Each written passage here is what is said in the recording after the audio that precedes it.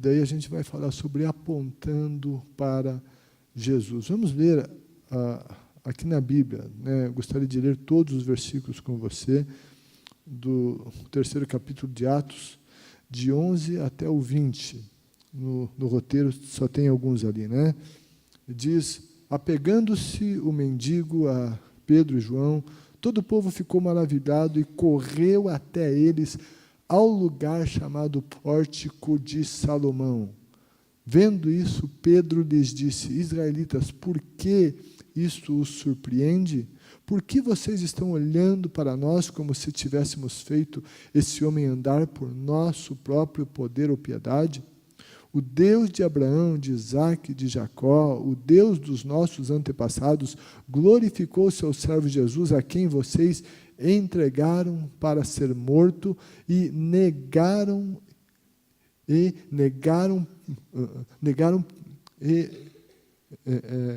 perante Pilatos, embora ele tivesse decidido soltá-lo. Vocês negaram publicamente o santo e justo e pediram que lhes fosse libertado um assassino. Vocês mataram o autor da vida, mas Deus o ressuscitou dos mortos. E nós somos testemunha disso, pela fé. No nome de Jesus, o nome curou esse homem que vocês veem e conhecem. A fé que vem por meio dele, lhe deu esta saúde perfeita, como todos podem ver. Agora, irmãos, eu sei que vocês agiram por ignorância, bem como os seus líderes, mas foi assim que Deus cumpriu o que tinha predito por todos os profetas, dizendo que o seu Cristo haveria de sofrer. Arrependam-se, pois, e voltem-se para Deus, para que os seus pecados sejam cancelados, para que venham os tempos de descanso da parte do Senhor, e Ele mande o Cristo, o qual lhes foi designado Jesus. O que mais chama a sua atenção nessa passagem bíblica, nessa passagem das Escrituras? Anote o que mais chamou a atenção, esses versículos de 11 a 20. Na sua leitura, na nossa leitura, ou se quiser olhar só para esses versículos, o que está aqui no roteiro, mas melhor se você olhar para toda a leitura. O que mais chamou a sua atenção? E anote. Então, enfim, é uma passagem muito rica, tá? E que tem muitas coisas. Mas o que é o que a gente vai enxergar aqui? E eu não estou dizendo que isso seja a questão maior do texto, certo? Aqui é uma aula que a gente está falando aqui para gente como você, que é chamado para liderar outros a Jesus. Gente como você que é sal, que é a luz. Sal e luz influencia, quem influencia lidera. Então, eu estou falando aqui para líderes.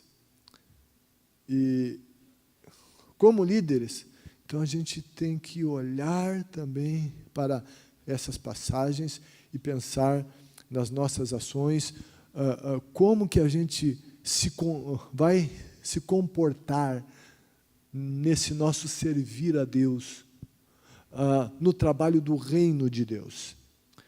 Quando as pessoas viram que aquele homem aleijado de nascença havia sido milagrosamente curado, eles colocaram os seus olhos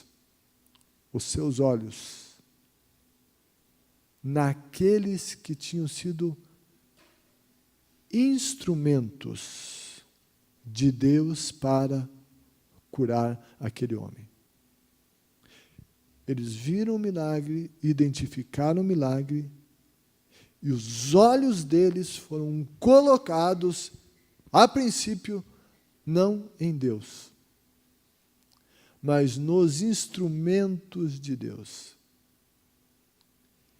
E daí, os apóstolos viram isso, que os olhos estavam neles. E daí começou todo, esse processo muito interessante. Eles começaram a comunicar às pessoas que eles deveriam de tirar os olhos deles. Tanto é que eles fizeram a pergunta: por que estão olhando para nós? Por que estão olhando para nós como se nós tivéssemos feito esse milagre? Gente, mesmo que as pessoas muitas vezes elas atribuam o sobrenatural, o divino a homens, quando esses homens, a quem as pessoas atribuem a eles um poder, alguma coisa sobrenatural e colocam os olhos neles, eles devem de buscar, colocar os olhos dessas pessoas em Jesus. É natural, certo, que as pessoas façam isso. Porque elas, em primeiro lugar, estão enxergando você. Você falou algo bom a elas, você orou por elas, você intercedeu por elas. Quem sabe numa ligação, ou pessoalmente, ou no grupo pequeno. Sabe, e Deus ouviu, e a coisa aconteceu, e de repente, os olhos dessas pessoas vão sobre você. Vão sobre você. O problema foi resolvido, a doença foi curada. Deus fez alguma coisa, houve uma manifestação. Então, os olhos vão sobre você. E esse é um momento que merece muito da nossa atenção. Inclusive com a gente mesmo. O Pedro disse: por que vocês estão olhando para nós como se nós tivéssemos feito isso? E na sequência do texto a gente vê que ele vai buscar tirar os olhos daquelas pessoas deles e colocar os olhos dessas pessoas em Jesus. É isso que a gente vai ver. Então, isso aconteceu com os apóstolos. E isso deve acontecer conosco, é a lição aqui para a gente que lidera. Nós temos que ganhar as pessoas para Jesus. Nós somos esses canais, esses instrumentos para conduzir as pessoas a Jesus. E nós devemos de usar todas as formas para colocar o olhar das pessoas em Jesus. Porque se a gente não fizer isso, e a gente deixar que o olhar continue em nós, tem dois perigos muito grandes. O primeiro deles, o nosso orgulho começa a surgir. E a gente vê os olhos das pessoas que não estão em Jesus, que estão em nós, e a gente sabe que tinha que estar em Jesus, e que seria nossa obrigação indicar Jesus, mas a gente começa a gostar disso, desses olhos sobre nós, e de repente o nosso ego começa a inflar, e a gente começa a se achar, e a gente não dá a glória que é de Deus a Deus. A gente fica com a glória de Deus sobre nós mesmos. E o homem não sabe lidar com isso. Eu e você, nós, como filhos de Deus, a gente deve ser os portadores da glória de Deus, que revelem a glória de Deus, mas que essa glória seja dada a Deus, não a nós. E é o que rapidamente eles corrigiram. Por quê? Porque tinha um perigo sobre eles mesmos. E por que mais que os olhos das pessoas tinham que ser colocados em Jesus? Porque Jesus é o autor da vida. Ele é Deus. Eu e você, nós temos que ser exemplos, referenciais. É o que Paulo diz. Sejam meus imitadores, como eu sou de Cristo. A gente é referencial. As pessoas não deixarão de nos enxergar, mas a gente sempre tem que apontar Jesus. Jesus. A gente tem que cuidar com essa coisa da glória pessoal.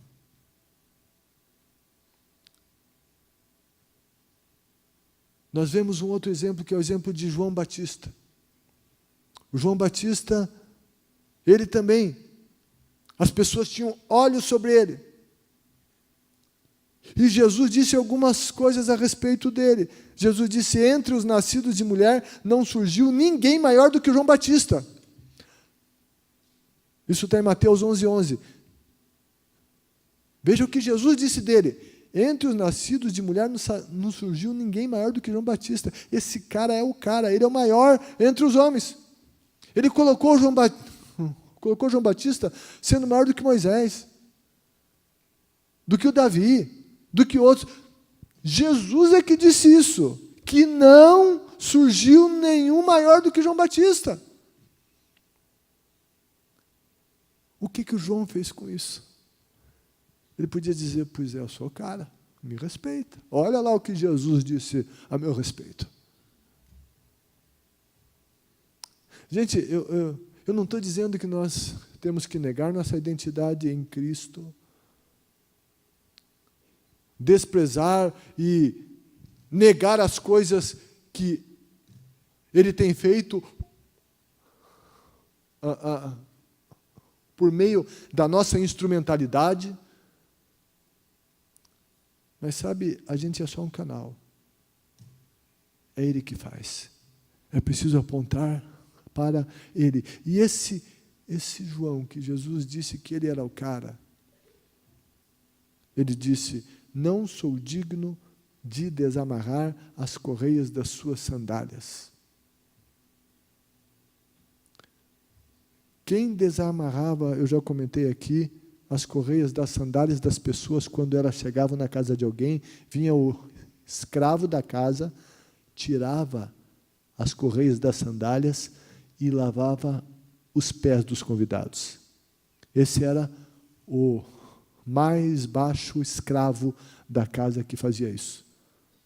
João está dizendo: eu não sou digno nem de ser escravo dele. Ele é grande demais. Quando João viu Jesus, ele disse: eis o Cordeiro de Deus que tira o pecado do mundo. João disse: eu não sou o Salvador, eu não sou o Messias, é Ele.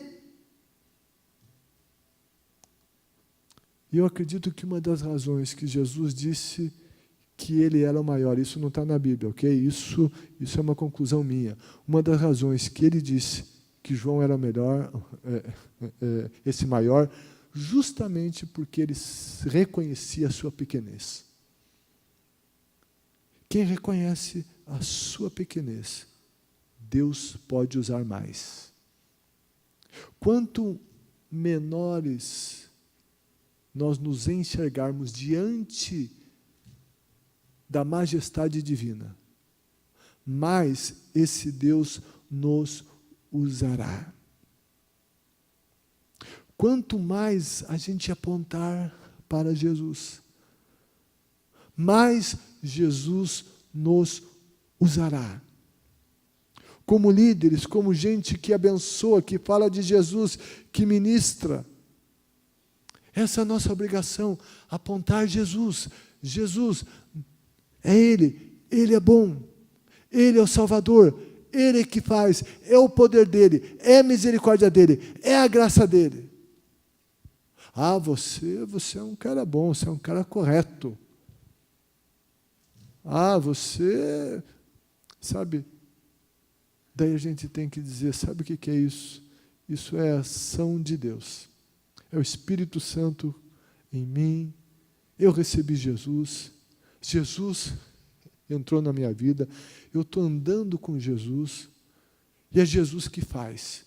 Ou seja, apontando para Ele. Tudo o que acontecer, nós temos que dar glória a Jesus. Sempre apontando para o Senhor Jesus. Então, Esse é um detalhe muito importante. Nos grupos pequenos, no testemunho pessoal, no aconselhamento, seja onde for, nós temos que apontar como líderes, essa é a nossa obrigação como qualquer cristão. Então, nós vamos ver esse texto, Jesus sendo o foco. E então, está ali as pessoas olham, olha o homem curado, vocês que fizeram, por que vocês estão olhando aqui para nós?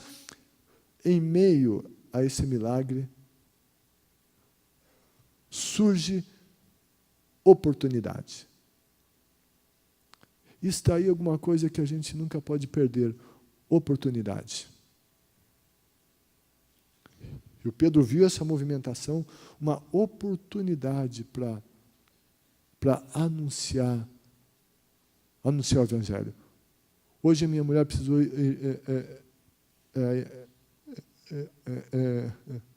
hoje de manhã ela precisou ir ao neurologista, a Carmen precisou ir ao neurologista, junto com a mãe dela. E daí, conversando com o médico, ela contou. O médico perguntou do histórico dela, alguma coisa, e ela contou. Olha, eu tive um histórico, sim. Eu tomava remédio, tomava Gardenal, comecei com 25, passei para 50, 75, eu tomava 100. E com 11 anos, doutor, na igreja, um pastor falou, alguém assim, sobre isso. Eu vim, ele orou, doutor, eu cheguei em casa, eu joguei todos os remédios. E eu nunca mais usei esses remédios. Jesus me curou. Sabe o que ela fez? Apontou para Jesus. Houve uma oportunidade. Ele ficou olhando, não disse nada, mas o testemunho foi dado. Jesus foi apontado. Se apontou para Jesus. Oportunidade.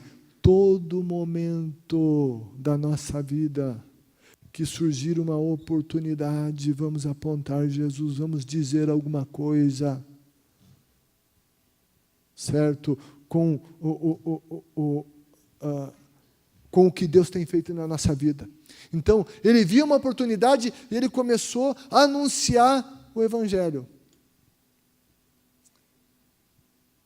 E ele, quando anunciou o Evangelho, sabe, ele foi muito sincero, ele não abriu mão de nenhuma verdade do Evangelho. E o que teve nessa palavra dele?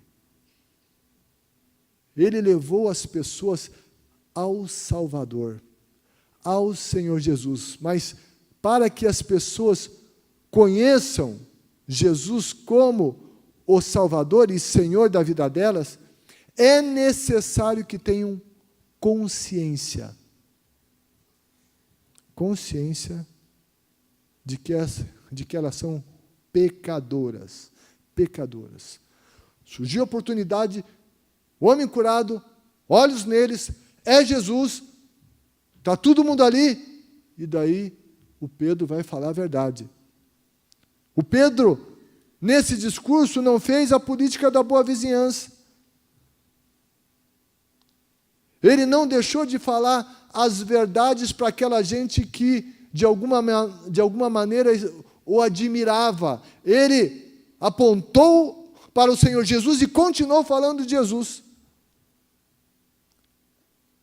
E ele convenceu aqueles que ouviam que eles eram pecadores. O apóstolo conscientizou a sua audiência de suas escolhas erradas, quando afirmou: vocês negaram o santo e o justo e pediram que lhes fosse libertado um assassino. Vocês mataram o autor da vida. Meu Deus do céu. Olha só. Ele confrontou o pecado deles. Ele não disse para ele que eles eram bonzinhos e que Deus gostava deles a si mesmo e que eles iam para o céu de qualquer jeito, que eles não precisavam mudar de vida. Não. Ele confrontou o pecado. Essa audiência de Pedro era conhecedora das Escrituras, ok? E ele confrontou o pecado. Ele não deu mole para essa gente. Sabe por quê? Porque nunca haverá salvação. Nunca haverá salvação se não houver a consciência dos pecados. Nunca haverá salvação.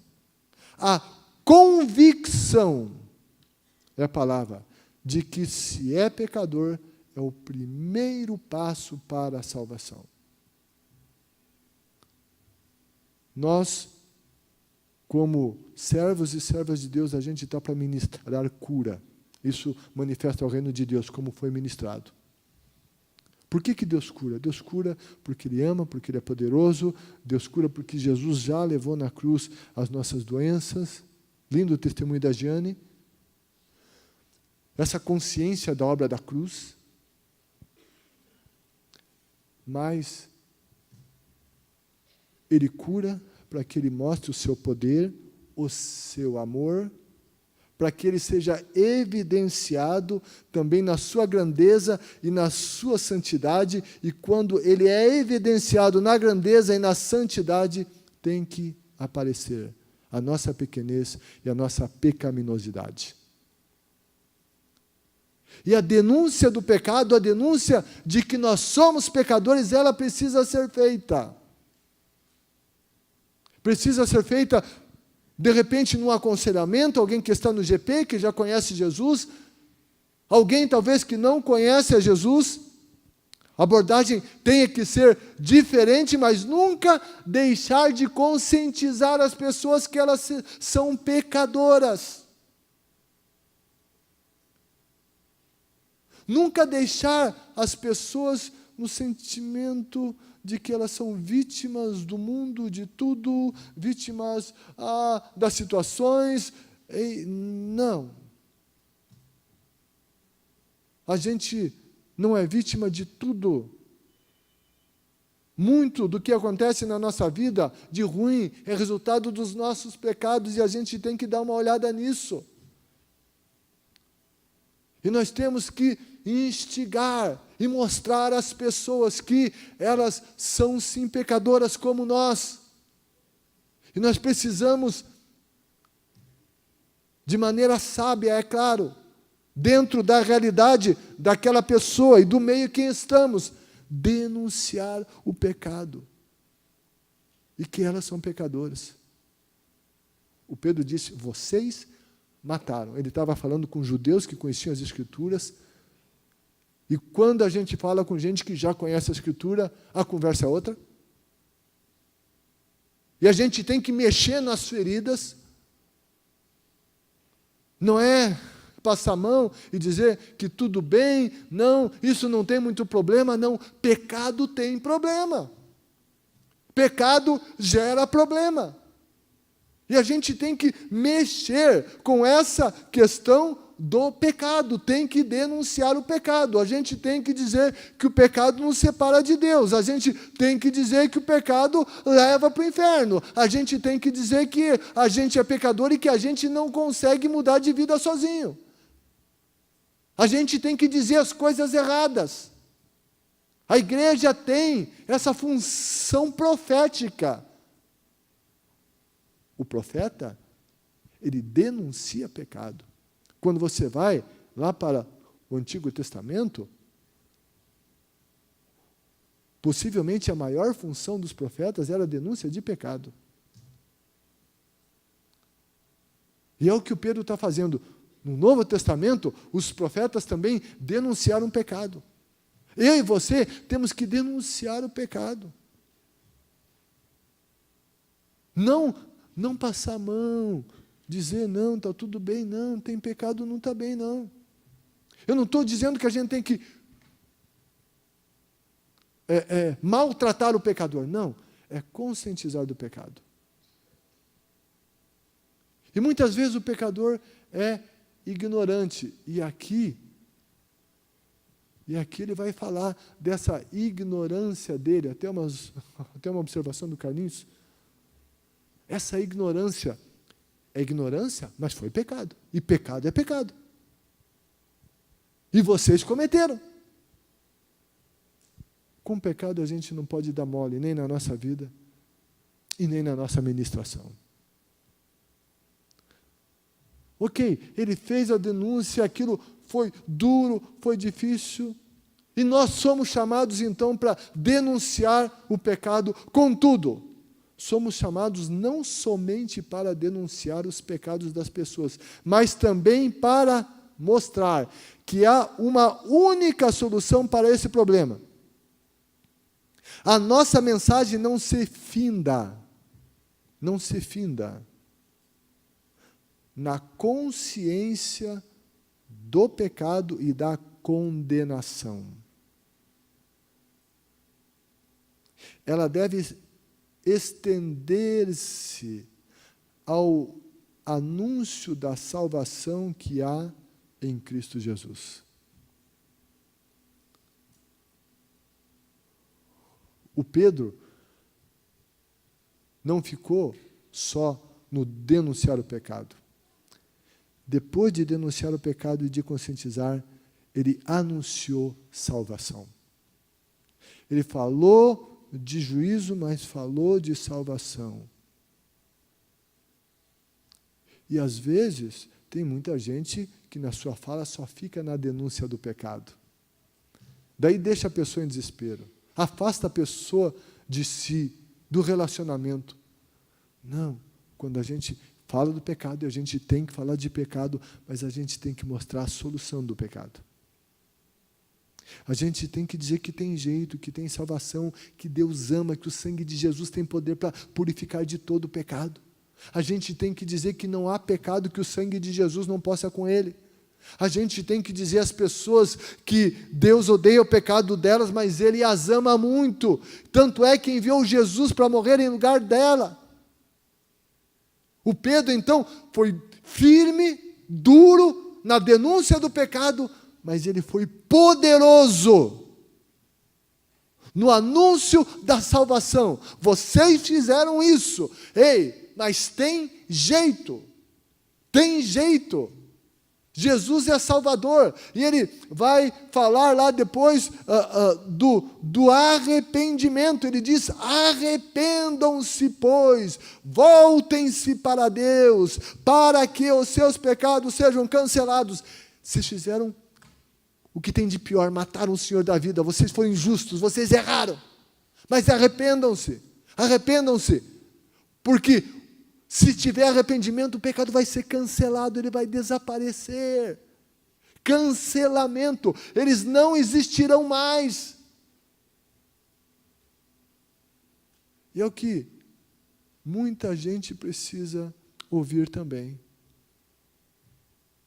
Tem muita gente que não reconhece pecado, ou que esconde pecado, e outros que conhecem o seu pecado e que estão debaixo de culpa e de condenação. E o diabo está tripudiando em cima disso. E a gente tem que anunciar às pessoas que pecado pode ser cancelado pelo sangue de Jesus. A igreja, ela tem que ser voz profética e voz de salvação. Não importa qual seja o pecado das pessoas. Matou 5. Sabe? Se tiver arrependimento, a Bíblia diz que o sangue de Jesus nos purifica de todo pecado. Fez barbáries. O sangue de Jesus tem poder. Fez coisas horríveis, se envolveu em todo tipo de orgia sexual, envolveu-se com pessoas do sexo oposto, do mesmo sexo, fez tanta coisa errada, vida destruída, é pecado. Mas se arrepender, e se arrependa, esses pecados serão cancelados. Nós fomos chamados para as duas coisas, não só para uma delas. Para ser voz profética, denunciar o pecado. E fomos chamados para anunciar salvação. para dizer que em arrependimento há solução. E tudo isso aconteceu porque um homem foi curado. Um homem foi curado.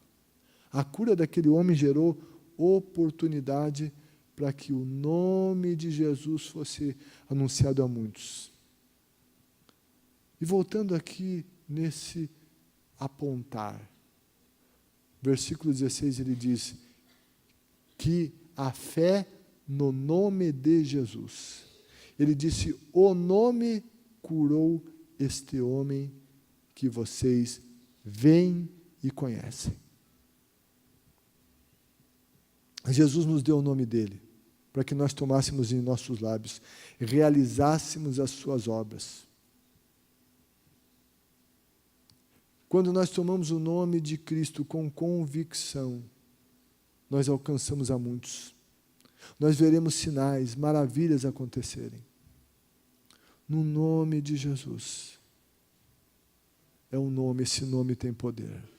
Quando a gente fala no nome, esse nome é reconhecido no mundo espiritual. O nome curou, a cura veio, e com a cura o nome foi conhecido. Oportunidade foi aberta. Curas abrem oportunidades para evangelizar, para testemunhar. Testemunhos de cura são poderosos. Testemunhos de transformação de vida, de libertação de vícios, de mudanças emocionais. Gente, testemunhos são poderosos. Testemunhos têm que ser contados.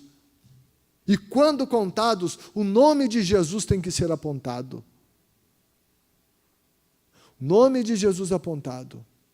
Esse nome é grande. A consciência de pecado precisa estar presente. E o anúncio da salvação precisa acontecer. Você vê que é todo um ciclo. Esse ciclo que aconteceu lá com Pedro, muitas vezes é o que acontece hoje. Você sabe por que eu estou aqui hoje? Porque meu avô ia morrer de um problema cardíaco. Os médicos já tinham desenganado. Porque a minha avó tinha uma úlcera no estômago terrível. E foi anunciado a eles de uma tenda, um lugar que Jesus estava curando. E eles foram lá. E meu avô, que estava desenganado, com problema cardíaco, foi curado. Eu fiquei com meu avô também no hospital. Ele estava com 83 anos. E eu lembro que uma pessoa que veio ali, certo, ele já estava mal, certo, mediu a pressão, viu a questão do coração, e daí me disse, mas o coração desse homem está tão forte. Está bom esse coração?